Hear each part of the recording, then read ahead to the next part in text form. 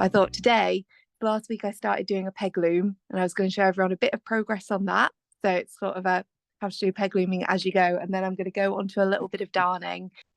In that case, what I'll do is I'll get started with some peg looming. So has anyone done any peg looming before, by the way? No.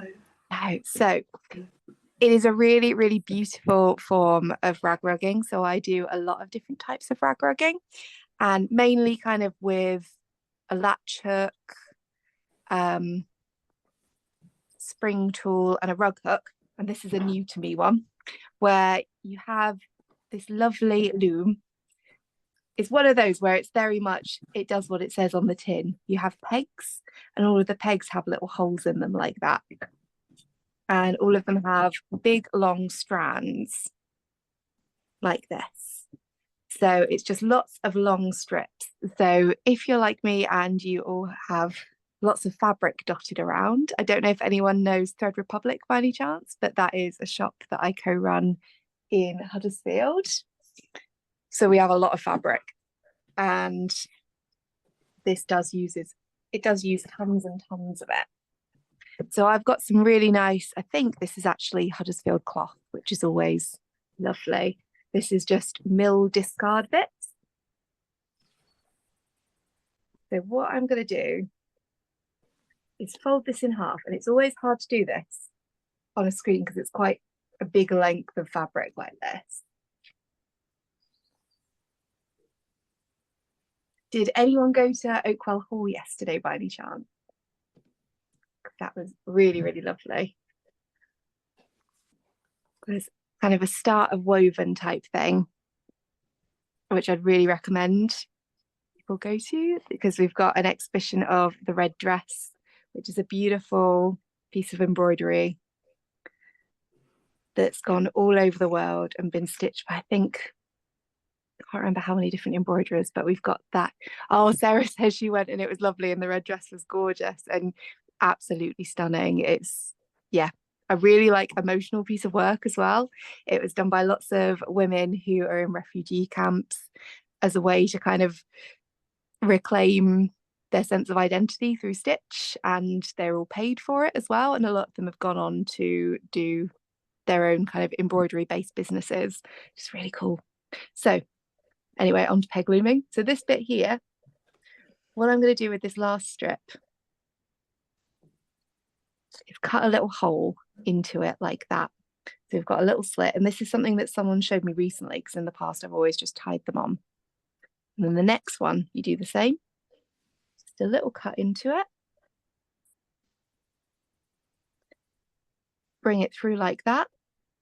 And then put the tail through this other piece here.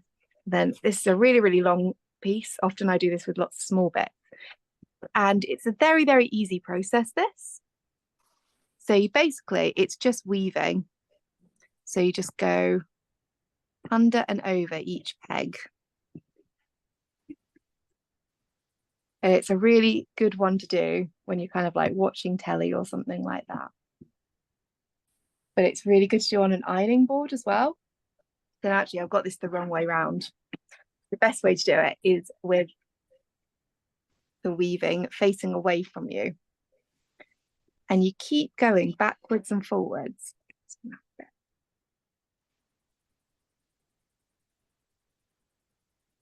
until the pegs fill up. So when I say it gets through a lot of fabric, it really, really does. And if anyone is local to Huddersfield as well, so I'm doing at Greenhead Park some yarn bombing sessions later today from 1:30 to 3:30, and what is it, 4:30 to 6:30? I'm going to cut another one of these because we want to make the park look beautiful because we've got lovely yarn bombs all over Kirklees at the moment. Just help put one up at the Chestnut Centre. There's one going up at Mould Green today. I've got one going up at Ravensthorpe, I think this week as well. I lose track of when everything's happening because June is just so busy. So we've got those two bits. Feed them through. And then next week, this will be further along and I'll do a bit of a kind of, this is how you finish peg looming. But I thought, just do a weekly update.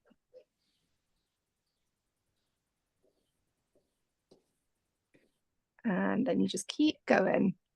And you always want to make sure that you leave a small section at the top. Because if you get too close to the top, it gets really, really tricky. And you can use all sorts of random scrappy bits, like bed sheets are really good for this. It makes a really nice dense rug. So then when you get to this point, I could do a little bit more than that, but so you're not having to watch the same thing on repeat for a long time. With each peg, you just pull it out, pull the fabric off and put it back in.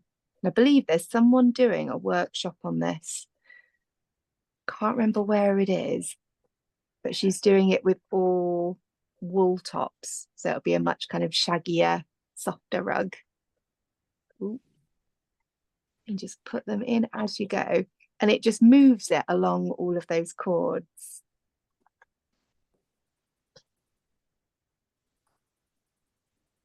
And then it slowly starts to fill it up. So my bit at the bottom here is really, really loose. But the bits here, that's sort of the density it will get to, but probably a little bit tighter than that.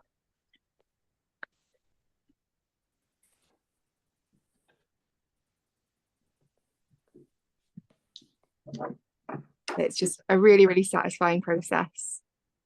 I was working away from home a few days ago and just sat in a little like Airbnb doing this, watching some telly, just perfect. So I'm going to make this into a nice little rug that goes in my camper van eventually. So that sort of thing. But now we'll go on to some darning. So I thought we'd go back to that because I know initially with the mending side of things, that was sort of what everyone wanted to go for. I've just realised I've not put this light on. There we go, because that makes it a little bit easier to see. So I think I'll start with my favourite kind. Oh, that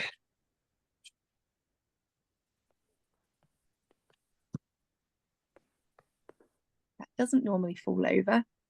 I think it's causing me problems today. So we'll start with my favourite kind of darning, which is Scotch darning. Oh, what are you sewing, Rosie? I'm making patches so that they can be put over like jeans, holes in jeans and that kind of thing. So like you, when I'm on the move, it's nice to have something small, fairly small to be working at. Absolutely. Yeah. That's so cool. Oh, Rosie's, oh, not Rosie. Jean said, can I show you how to put the strips together again? Absolutely. So, part of strip. And I've got some black fabric next to me as well. And having two contrasting colours might make that a bit easier. So, you fold the end of it back on itself like that.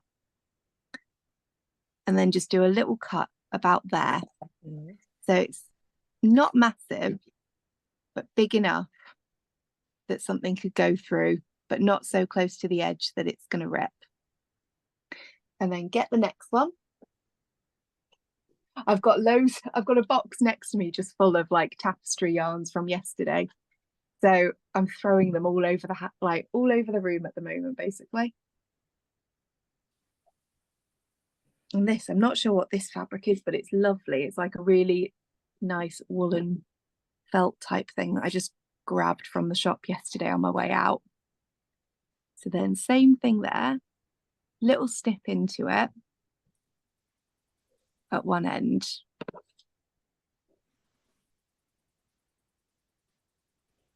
And then you put it, so the ends with the snips both go through each other. So they kind of go across like that. And then you get the tail from one of them and put it through that loop. It's so handy. Someone showed me this really recently. because in the past I've just tied everything together, and I was like, that's such a neat way to do it. And the way she did it was, I think she was using quilting cotton. So when she pulled them together, it was a really, really tight finish because they just kind of overlap on each other really nicely.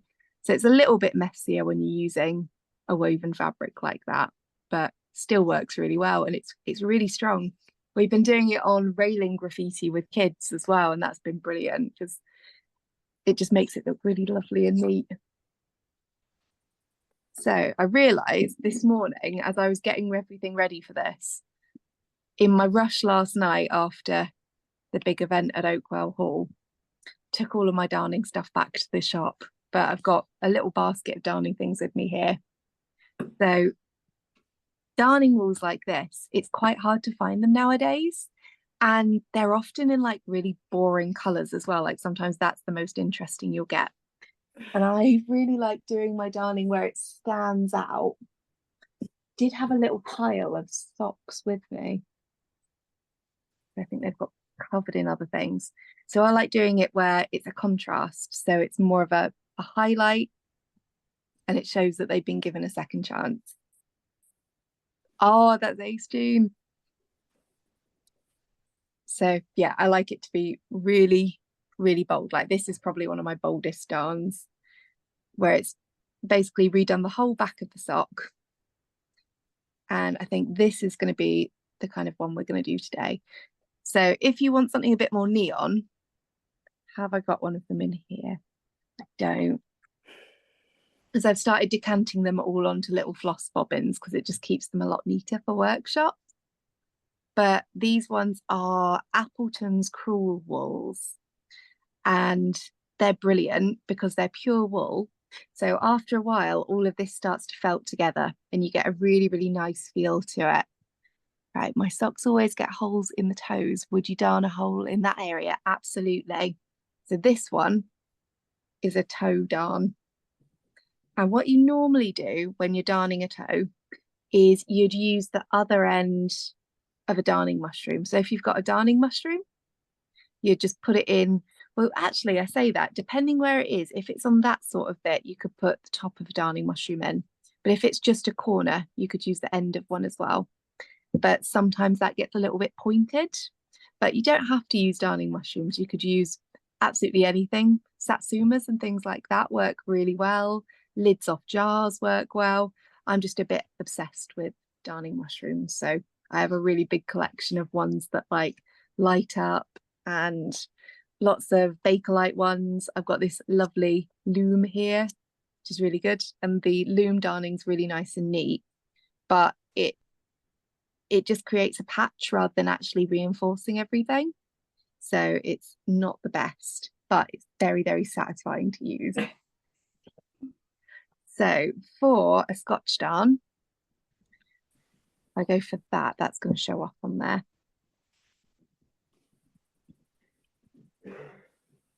So I'm just going to cut off some of this. This is when I realise all of my darning needles might be at the shop, which isn't a huge problem because you can use absolutely anything for it. And I've got a big box of needles here. And to be honest, I don't actually often use the correct needles. I just use whatever I've got to hand. But a slightly bigger needle does work well for this. And my way for threading up needles is you fold the thread back on itself like that. Put it between your fingers. I was showing this to someone yesterday and she said, oh, like a snake. And for a moment I was really confused. And I was like, yeah, I guess like a snake's tongue poking out between your fingers. But I have got a needle that, oh no, it has worked. And then just lower it over it and then use nails to pull it through. And generally that often works first time. I know it can be hard to see it sometimes, but that's the technique that works for me. And then do a little knot. And this technique I absolutely love because it's just a blanket stitch. Most people at some point in their lives will have learned how to blanket stitch. And it's a really ancient way of darning as well. Like you can see kind of illuminated manuscripts and things like that, because they're printed on vellum, which is like, I believe, cowskin. So you can mend it with stitches. So there's all of these ancient manuscripts that have been mended in this way. So, and just with general embroidery, but it's nice to know that you're using a technique that's had a long life to it. So we're going to start by doing a little stitch across like that. And the reason I'm doing this on an area that's a little bit threadbare rather than a hole is there's two different ways of doing this stitch. Like this one here is a scotch darn over a hole, so it ends up filling in a space. But I quite like to do it before it gets to the stage of being a hole. So this one, in fact, all of these are scotch darns on threadbare areas, and it just reinforces it. And it means that it's a lot easier to do than darning over a hole. So if you can stop it before it gets to that point, it's really good. And then we're going to go try and move this light down a little bit more. Yeah, there we go, that's good. So you go under the fabric like that, and then put your thread under. So just a general blanket stitch. And you do that around the whole area that you want to protect. So this area, it's very, very early on in it. Normally it's a lot more threadbare than this, but because normally all of my socks that I need to repair are in my darning box, they've all ended up at the shop, so I just had to find one quickly. But it will do it well because it means this sock's going to last much longer.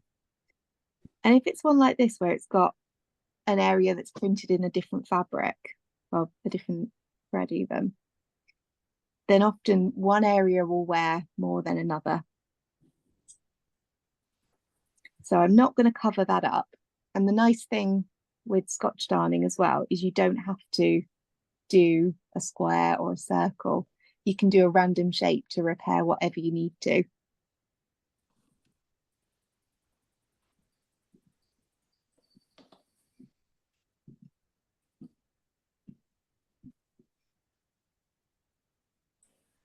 So just keep doing that. And this is quite a big area, whereas sometimes you can just do this as a teeny tiny bit. I'm very, very glad that I've got this. Every other Zoom that I've done, I've not been able to work out how to get my camera on landscape. So I've had this weird skinny bit of screen that I can focus on. And then this morning I finally worked it out. Whereas every other one I've been like, it's done it again. Why is it not working? So this has got like random stars and stuff as well that have survived a little bit more.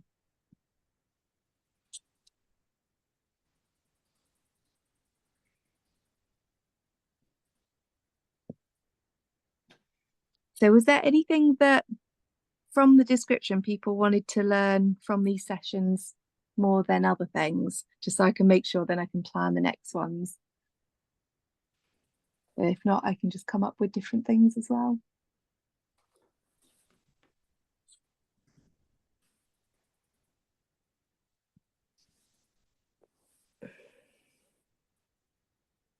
So when you get to a little corner, in fact, I'll do one more there.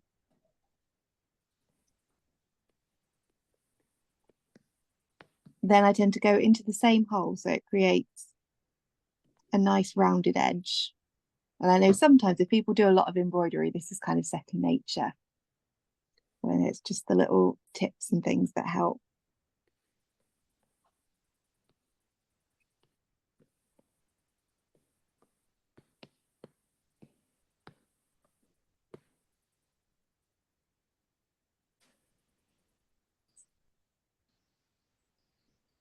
And this is when normally I put some background music on, because if not, I know it's just the same thing for quite a while. If I can get my computer to work. It's been very, very slow lately. I think I need to replace my laptop soon.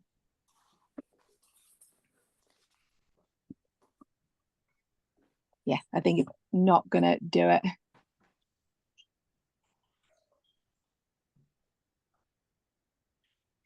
Visible embroidery designs, we can do that, definitely. So is that kind of like sashiko and things like that you're thinking, Jean? Mm. Perfect, because I've got everything for that. That's one of my favorites. And then what you do after a while is you find that this gets really, really tangly. So you just have to like pick it up and let the thread untangle a little bit. Just gets a real twist on it.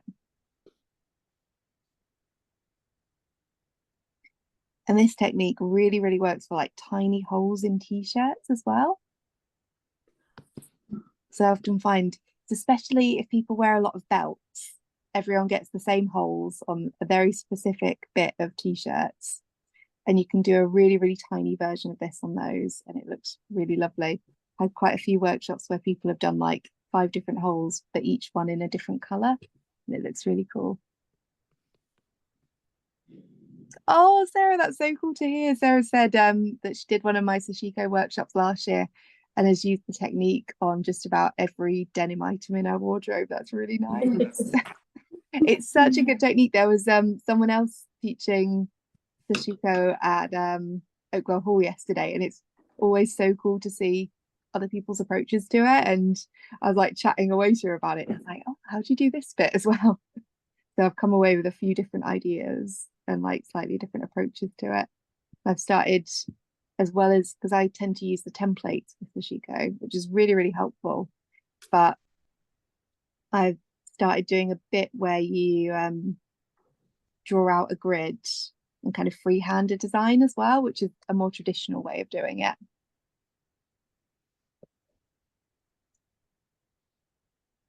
Ooh, so Gina said she runs a repair cafe and wants to be more creative with the mending of items. That's amazing. Is that the one in Dewsbury by any chance? And she'd love to know how to make Dorset buttons from recycled wool. And do you know what? I've not actually done like Dorset buttons, but I get the concept. I've kind of,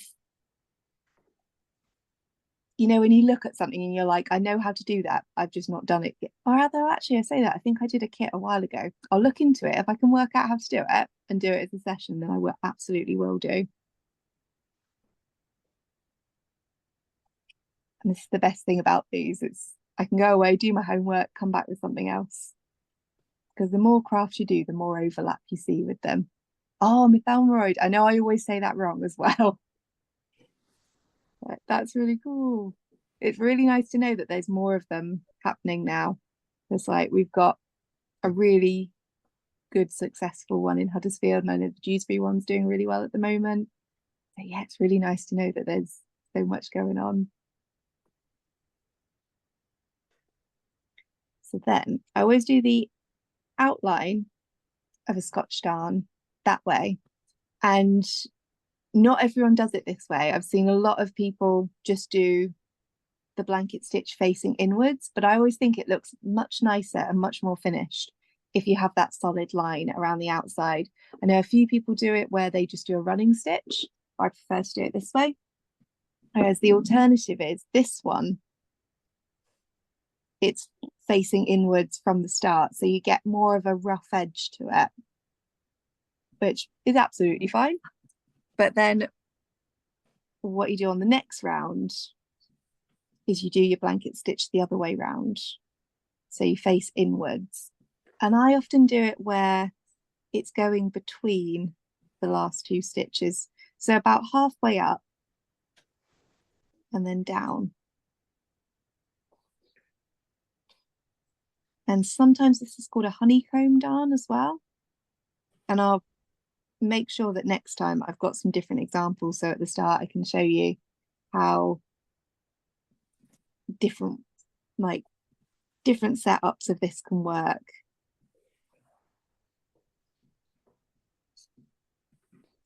So it ends up looking like sort of like a bit of a snake, if I'm honest, because it's got these weird little ridges on it.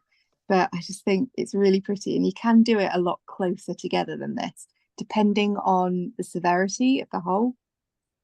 I vary how close they are. So if it's really, really threadbare, I'll do them a lot tighter together. And when I get to the end of a tail, I leave it, and rather than tying it off, I'll just work it into the next bit. But I might swap colour now because I quite like doing it with lots of different colours, and then it's easier to see the difference.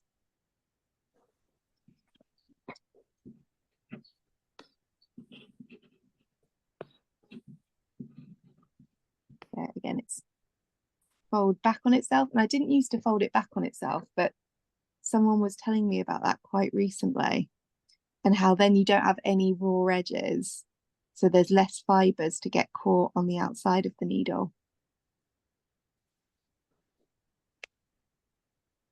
And it works really well. So then just a little knot in this one. Sorry, I know I keep hitting the camera. It's just such a hard thing to do, to like get a good shot without my hand just repeatedly hitting my phone. So it's the exact same thing. And I think one of the lovely things about this technique as well is the more you do, the speedier it gets, because the closer you get to the center, it just gets smaller and smaller.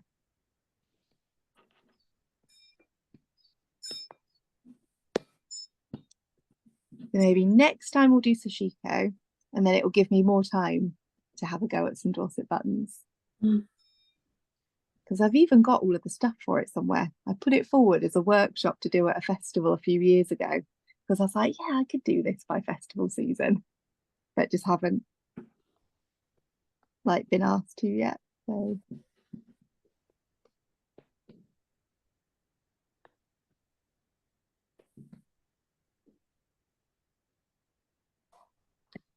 ooh.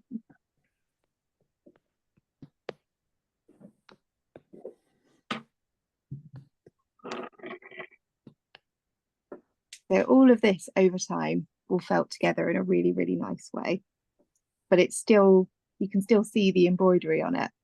And I've had quite a few times where people have done this and then, like in all forms of darning, have embroidered over the top of it as well, and that always looks really pretty if it's like a base for something else.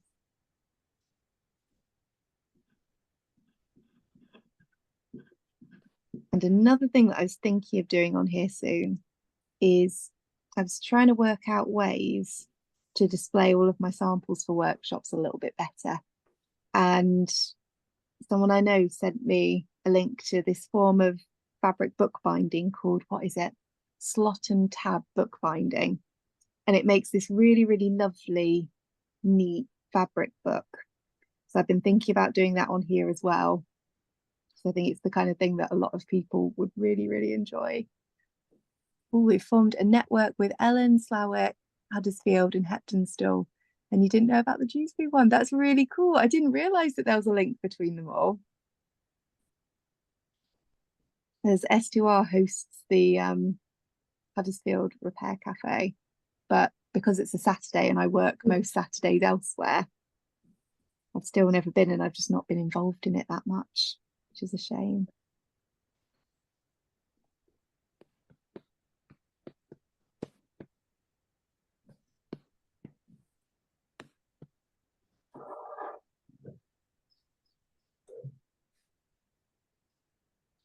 Oh, and Scarecrow. I don't actually know where Scarecrow is. That's really bad. But then I live in Oaks and no one ever knows where Oaks is. We're kind of near Lindley. And even people who've lived in Huddersfield all their lives say to me like, oh, where's that? And I'm like, it's basically Lindley.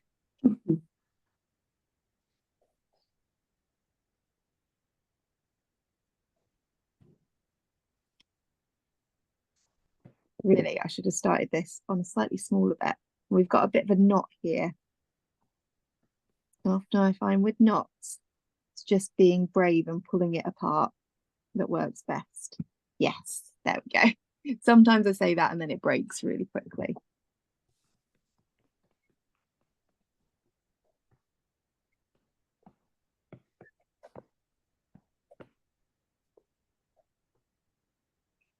I'm slowly getting to the point where all of my socks are getting darned at the moment. I bought a new pair of socks recently and I was like, oh, they've not got any like different textures on them. They're just plain socks.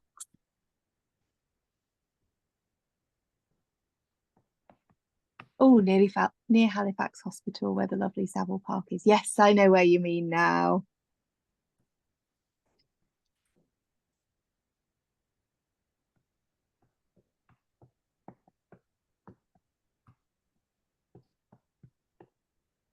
And you find with darning, it's one of those techniques where there's a lot of crafts that it's really, really hard to chart a proper history of them. Like if you look up the history of darning, it's actually not as kind of well documented as I'd hope. And you find a similar thing with sashiko is quite well documented, but boro, which is related to sashiko and a similar technique, but less image based, that's really badly documented as well.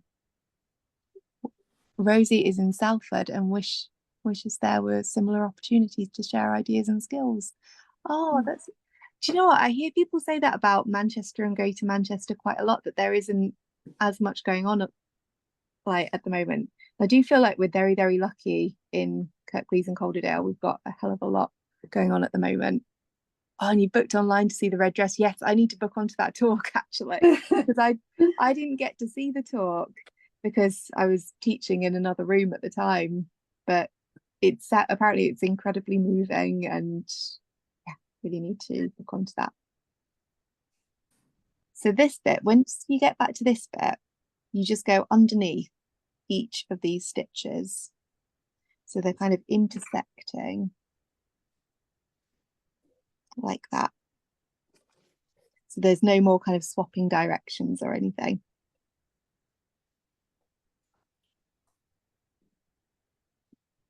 Trying to think of other good woven highlights, because I know that we've got a few more online things coming up,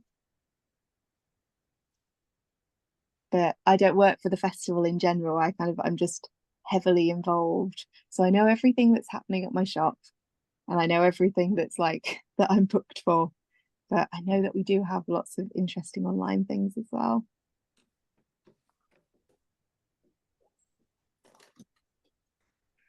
And this is the point I find after you've done a few rows where it starts to get easier.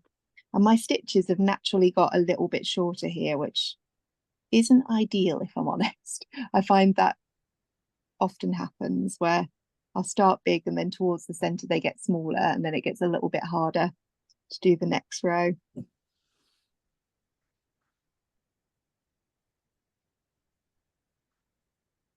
So I find there's something almost kind of geographic about the look to this when you do it in a random shape.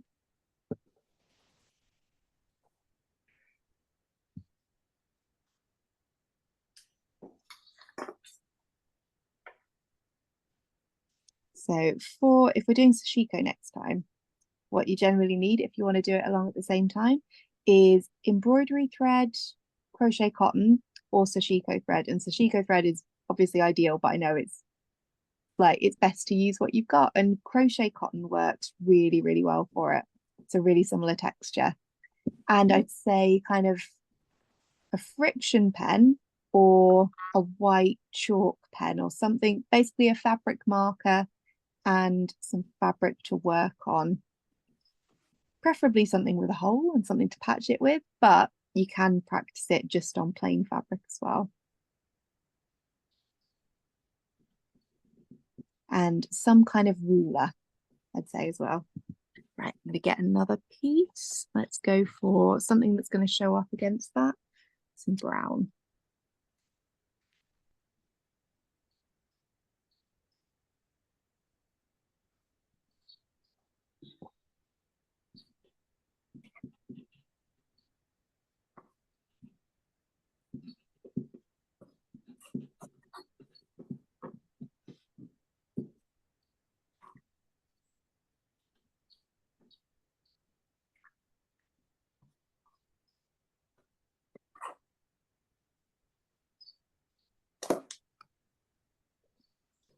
And then same thing. I always end up with tails on this side because I think I'd rather have a little knot on the outside of my sock that's going to wear down over time than have a knot on the inside that's going to annoy me. So it doesn't necessarily look as neat, but I think for your feet it's nicer.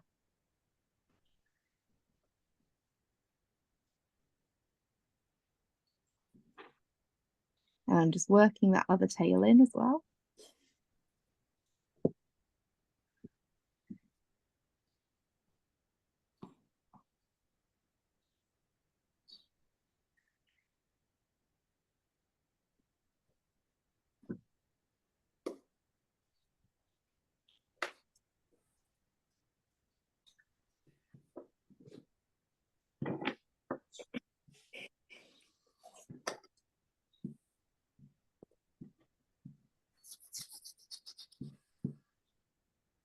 I'm very aware that these stitches are getting much smaller. Mm. Which absolutely isn't my intention. I think it's just the more you get into something, the more you go to your kind of natural stitch length.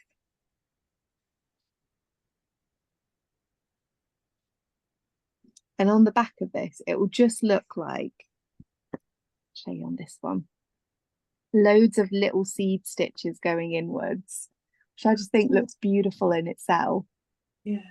And it's just that combination of it that's reinforcing the fabric and making it stronger. Whereas when you use one of these, it's lovely, but doesn't actually integrate itself with the fabric. So it will wear down a lot quicker.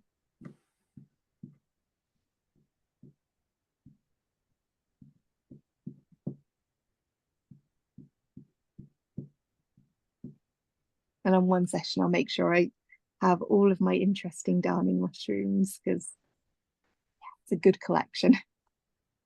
We've got an exhibition going up at Thread Republic that's all about craftivism and just textile activism in all of its forms.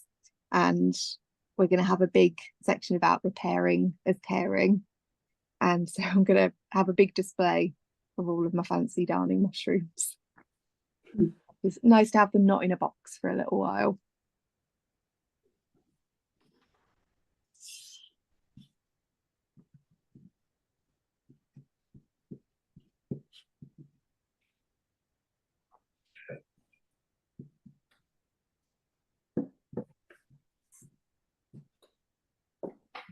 So if there was a hole here, what you'd do instead of, because obviously you get to a point where there's a hole and you can't do much more, you create a box.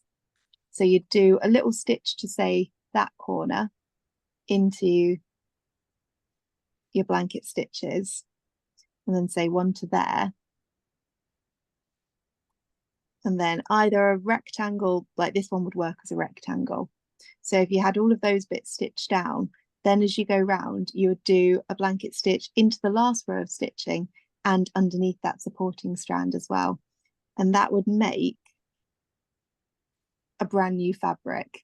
Very hard to describe. Again, that's something that I'll probably do at some point, just as a quick demo.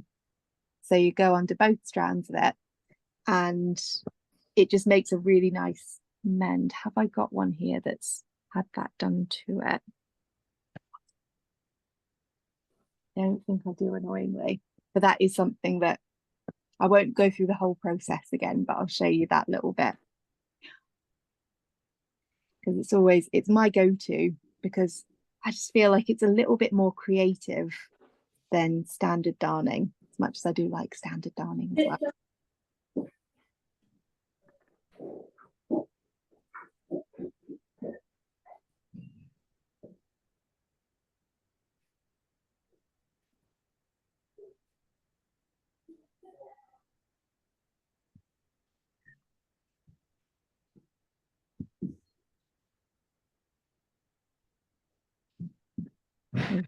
Tangly bit again where that thread is all twisted up.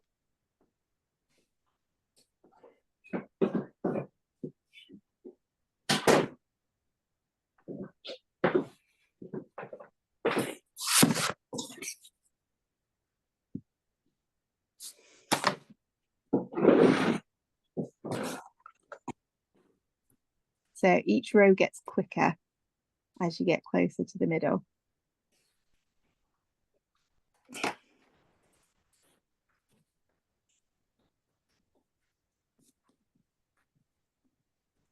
And you're doing a few less stitches each row as well.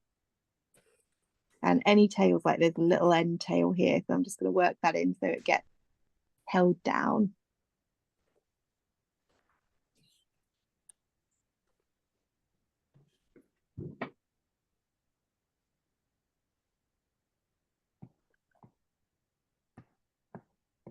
And you can do this with a chain stitch as well. And lost somewhere, I had a black sock earlier. I had a few bits of this on it.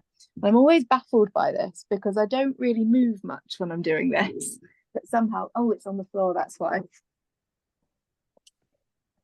But this one is a similar idea, but it's more of a chain stitch. The middle of this went really, really wrong. I'm still not quite sure what happened. Well, in fact, actually, that one's a chain stitch as well, which I didn't realize earlier. But for that, in fact, I'll change this one up. And again, works really well on threadbare stuff, but it's a similar idea where you're just going under the fabric like that and then wrap it around in a loop. Oh, thank you, Rosie. Rosie says it's looking beautiful and it's a shame to hide it in a shoe. I totally agree. The amount of times that I mention I'm a darner and I get my shoes out, like get my socks out to show people.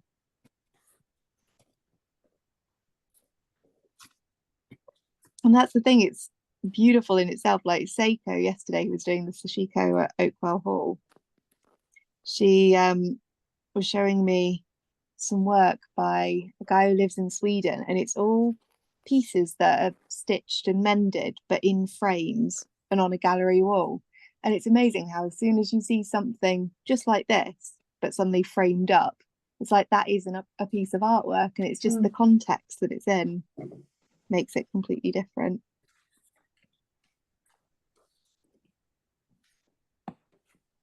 I'll change to a different colour in a second so the chain stitch is a little bit easier to see.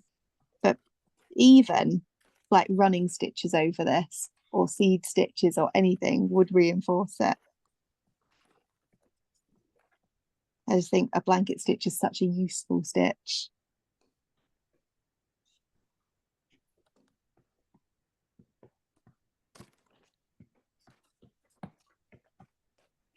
Zoom this out a little bit. I wonder if I can zoom out but zoom in on my phone. No, I'll just hold it a little bit higher. I just kept hitting the camera. So, and with chain stitch, you kind of have to stitch through the top one to finish it. So I'll stitch to the side like this and then just pull the needle through so that tail's hidden. But I don't know if you can see the difference between them, how that's gone from blanket to chain. And they're so similar, but it's just a bit denser. But I'll do that in a different colour.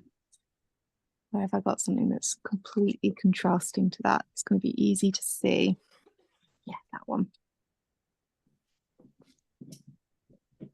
Or actually, there's her. Oh yeah, there's a black thread in there, but is that a? Yeah, we'll use that one.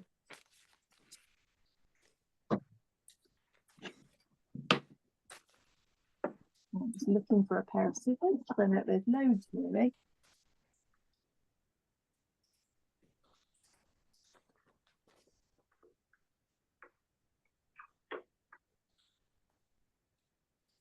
I've got a slightly bigger needle somewhere because I've put my other one down and now can't find it.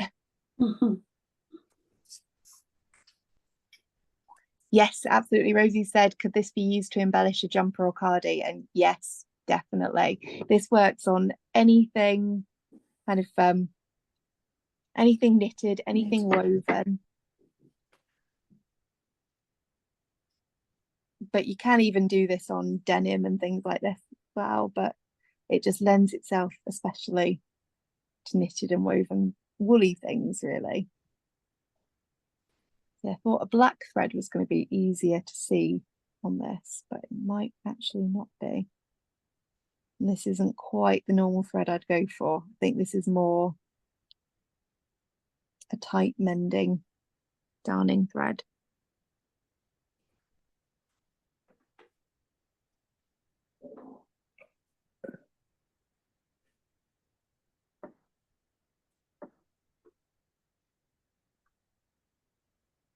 In fact, I've just thought I'll go back to blanket stitch because I've realised that's the bit on here where it's hard to know what you do next. So I always find in workshops, everyone's fine for the majority of it, but it's the starting and finishing it that's hard on this one.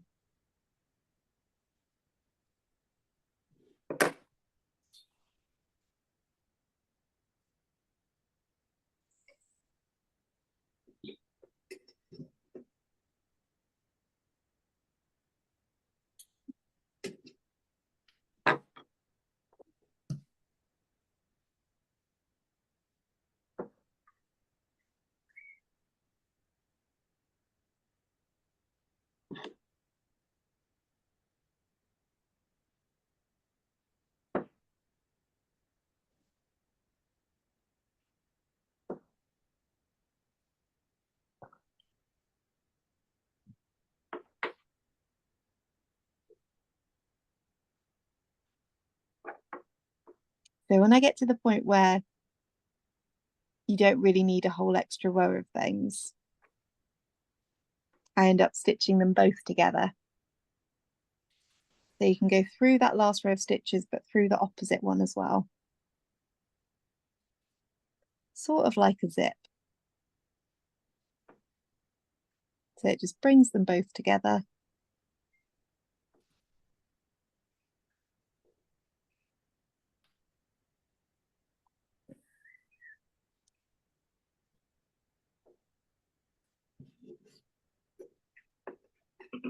And then because it's a bit of a weird shape, I'm going to do a little extra bit down here because it's not quite the right size to bring it all together yet.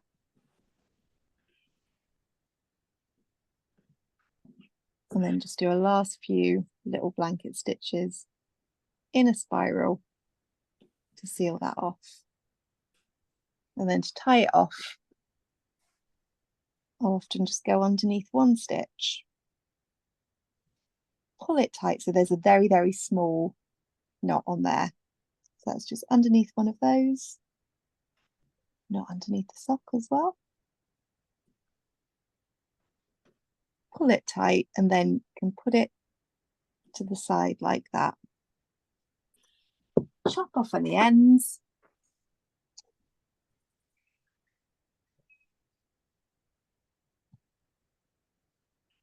And then there we go. I love it. It's just such a nice technique. I should say about darning mushrooms as well. So with this one, I've gone for quite a flat one because it was a flat part of the sock. Because I often find like a lot of modern darning mushrooms especially are really, really curved.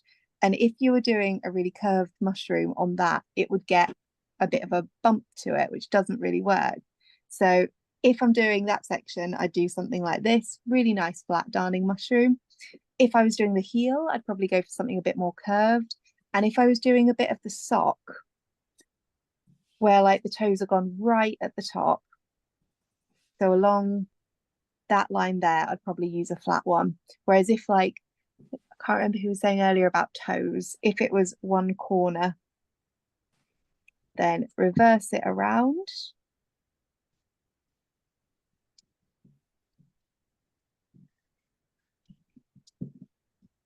Would have made more sense for me to just take the mushroom out. But yeah, if it's like a tiny little bit, then you'd use the end of a darning mushroom or just anything you like, really. Anything that will get that shape. And I often find it gets to the point now where if something starts going on my socks, I'm like, great, it's a chance to do a little bit of stitching. And so still got a bit of time. So I'll show you how this one works. And then at some point in the future, we might do some kind of classic darning as well. But this is sort of a form of patch darning. So with darning, with more classic darning, you've got classic darning, which is, have I got one of them on here? I should do. I might not actually, but it's more like this, but it will have all of these little stitches at the side to secure it. So if I grab a piece of paper, I can do a little, maybe not that one. So classic darn is more, you've got your hole there and you do running stitches around it.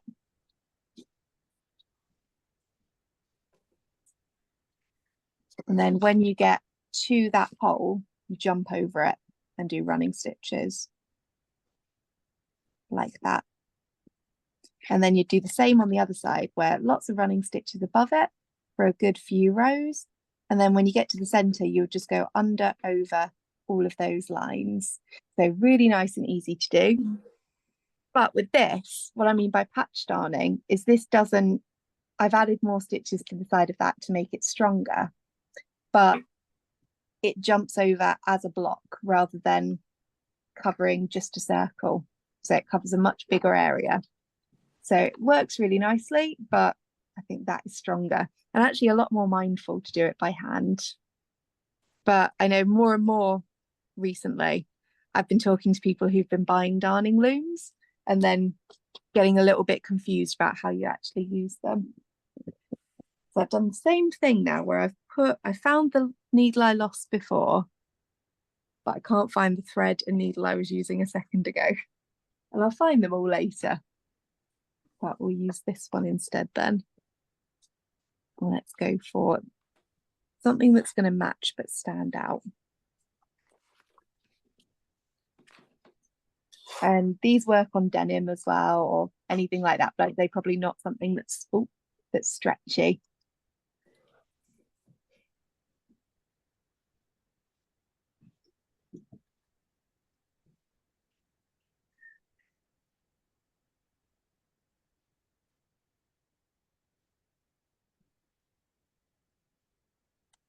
Always happens at least once in a Zoom where I just can't thread a needle.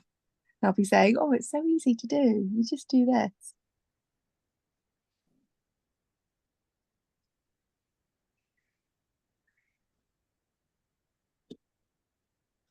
Right, so with this one, you can do it where you don't have any stitches either side. And this one's a replica speed weave. So speed weaves were made in the, I think, 40s. I might be wrong about that. And they were basically these kind of little darning looms. And this is just a replica one, but it's a really nicely made replica that's really, really smooth, because you can get these online for about, I'd say, under a tenner. This one was a lot more than that, but the ones you can get for a tenner just aren't quite as easy to use. They fall off a lot more, whereas these ones are really nice. So you just do a few little stitches, but at the same time, if you get a cheaper version and you're not going to use it all the time, that makes a lot more sense than, I think this one was 80 quid, which I can justify because I do workshops on it all the time and I want people to be able to see the difference. So a few stitches either side, and then these raise and lower the needles. So I need them raised or lowered, raised. And this is normally when I would use like a dole needle. So a dole needle is a really big, long needle, because it makes it a little bit harder to use a really small needle for this, because then you have to do it in a few goes. Whereas with a bigger needle, you can just go across the whole thing.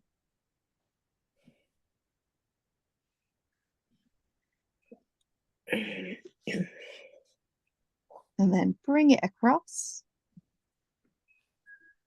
And if you're using a bigger one as well, you can sort of push it down as you go. And then a few little stitches on the other side. In fact, I'm going to see if there's a bigger needle in this box. If not, it's going to be harder to show you.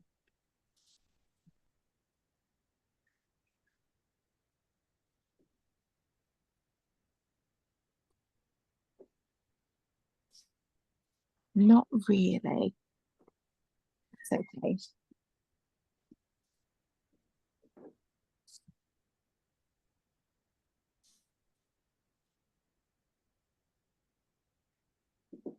And then a few little stitches at the other side.